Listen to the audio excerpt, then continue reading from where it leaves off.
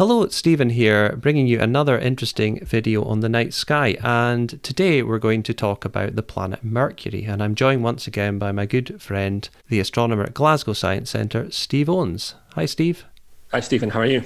I'm very well, thanks. Excited to talk about Mercury today. Indeed, we can observe Mercury at the moment, and that's why we've decided to launch this video this week, because it's approaching maximum elongation in the evening sky. That's right, and Mercury is, of all the naked eye planets, the hardest one to see. It's one I've seen least of all the planets, and that's because as it's very close to the sun, it never strays very far from the sun in our sky. So you only glimpse it just after the sun sets or just before the sun rises.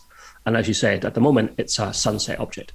That's right, and I've been really enjoying observing it recently. I've had some clear skies up here in Inverness, and around about 10:30 at night, I've been up in my attic room, peering over towards the northwest. And for the viewers watching this, I'm presenting a view now of the sky towards the northwest as it's setting, and we can see Mercury here and Venus just below.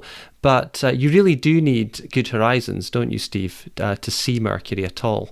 That's right, especially at this time of year. So the sun's set and the sky's bright for an hour and a half or so after sunset, and you'll need to look low in the western horizon towards the twilight.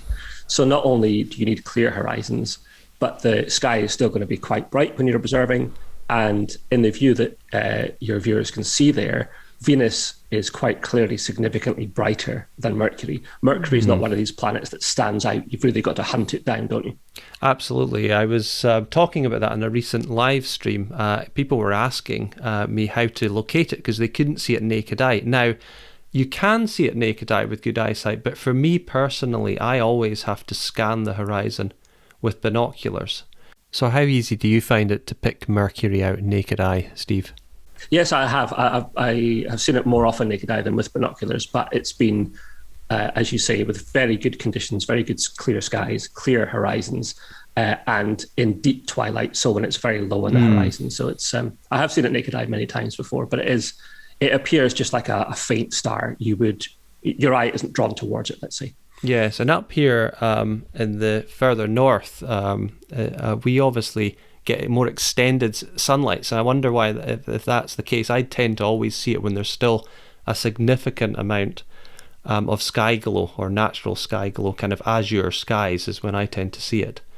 How are your horizons in Glasgow, incidentally, Steve? Do you have to get elevated to see it, or do you have lots of houses around you?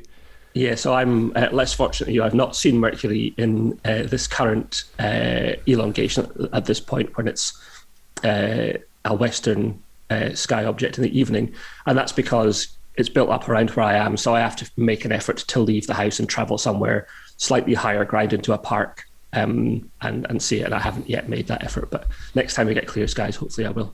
Yeah, and obviously on the 17th, hopefully this video is going to go out to you before then. It's at its maximum evening elongation, which means it's at its widest separation from the sun, but it doesn't stray more than about 28 degrees from the sun. And we've talked about an easy way to measure distances before in our videos, Steve. If you extend your hand out in front of you and open your fingers, I believe that's about 25 degrees of sky, and that's the kind of separation we're talking about here. That's right. So it's one kind of splayed hand's width away from the sun, which gives you a sense of how close it is to the sun. And that's really important as well to point out. If you are looking for Mercury, it's really important that you're only observing when the sun isn't in the sky. Now, that's straightforward in the evening because the sun will already have set.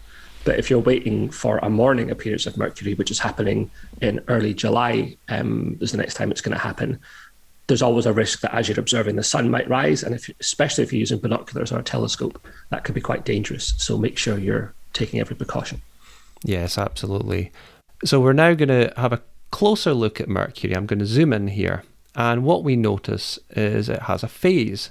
Now, I think I'm pretty safe in saying, Steve, very difficult, or possibly not possible at all, to see the phase in sort of handheld binoculars. Yeah, absolutely true. You'd need an elaborate, large binocular tripod setup to see the phases, if at all. But they are visible through telescopes. So if you have access to a telescope and clear views of Mercury, you can catch these beautiful, tiny little phases. And as you can see in the image here, as maximum elongation, it has a crescent phase. And similar to Venus, those two planets which orbit closer to the sun than the Earth, they both exhibit different phases as they orbit around the sun. Yeah, and I believe that period of the phases, or the synodic period, is about 116 days. So you can technically see all the phases of Mercury, but very difficult to see it when it's closer to the sun, of course. So we're probably going to tend to see it in this aspect, or its reverse aspect, in the morning. That's right. You would only ever see a full Mercury or a tiny thin crescent or new Mercury when it's either directly in front of the sun or directly behind the sun, and that's a very dangerous time to observe it. So yes, in general, you'll be looking at maximum elongation and you'll see a phase like this. So we're now going to talk a little bit about the planet in general. We've talked already about how it's the closest planet, I believe, and not the hottest, though, which people always are surprised at. That belongs to Venus, that particular title. Yeah, that's right. And the reason that Mercury isn't as hot as Venus, even though Venus is twice the distance from the sun that Mercury is that Mercury doesn't have an atmosphere. It's a very inert object. Venus has a thick atmosphere, and that atmosphere traps the heat from the sun. So that's why Venus is the hottest planet.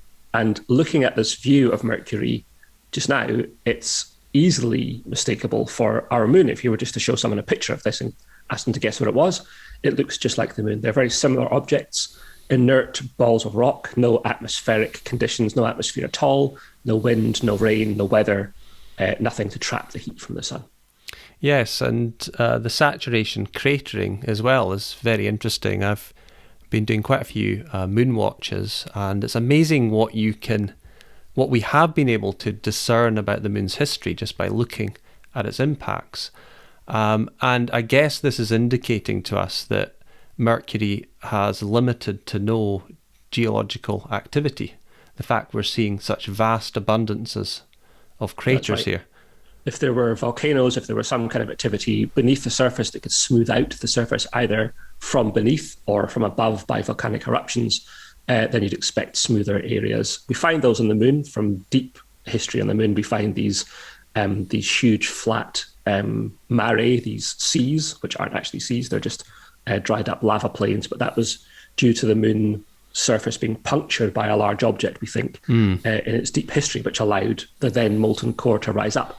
Nothing similar to that visible on Mercury. So the craters there are, for all intents and purposes, permanent until another object from space lands on top of them to wipe them out. And on Earth, we expect the Earth to be bombarded by objects from space, a similar amount to the moon. We're in the same part of the solar system after all. But the Earth's geological activity and our atmosphere just wears away all evidence of craters, and there's very few craters visible on Earth these days. Yeah, the lunar mare is interesting because, yes, large objects, and I had heard the physical process there is that the moon becomes superheated and you get a kind of localized lava overflowing event, which kind of rubs out all the old craters.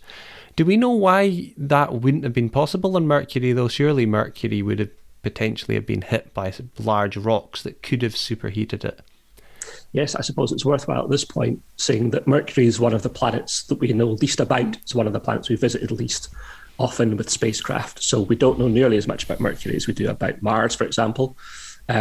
Despite the fact that it's relatively close to us in the solar system, it's quite a challenging planet to get to and to sustain spacecraft at because of its proximity to the sun. So we don't know a great deal about Mercury. One of the theories we have is that perhaps it used to be larger than it is, and that a glancing blow from a very large object, an object we call a planetesimal, like a mini planet when the solar system was first forming, might have glanced the surface of Mercury and stripped off a lot of its outer crust, leaving behind a very thin crust and an exaggeratedly large core.